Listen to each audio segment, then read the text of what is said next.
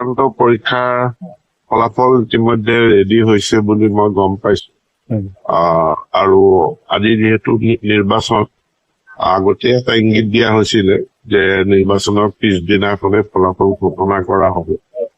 ফলাফল ভাল হ'ব বুলি আশা কৰিছো। সকলোকে আগতীয়াকৈ শুভেচ্ছা জনাইছো। কাইলে ফলাফল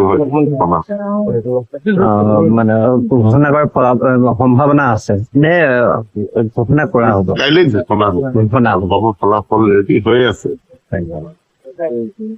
পৰীক্ষাৰ ফলাফল ইতিমধ্যে ৰেডি হৈছে বুলি মই গম পাইছো। আৰু আজি যিহেতু নিৰ্বাচন আগতে এটা ইংগিত দিয়া হৈছিলে যে নিৰ্বাচনৰ পিছদিনাখনে ফলাফল ঘোষণা কৰা হ'ব। ফলাফল ভাল হ'ব বুলি আশা কৰিছো। সকলোকে আগতীয়াকৈ শুভেচ্ছা জনাইছো। কাইলে ফলাফল মানে ঘোষণা কৰাৰ সম্ভাৱনা আছে নে ঘোষণা কৰা হ'ব? কাইলে ঘোষণা হ'ব। ফলাফল ৰেডি হৈ আছে। পৰীক্ষাৰ ফলাফল ইতিমধ্যে ৰেডি হৈছে বুলি মই গম পাইছো।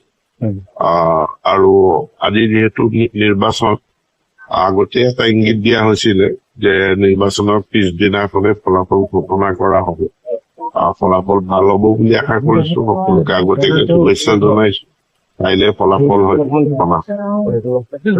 মানে ঘোষণা কৰাৰ সম্ভাৱনা আছে নে ঘোষণা কৰা হ'ব? কাইলে ঘোষণা হ'ব। ফলাফল ৰেডি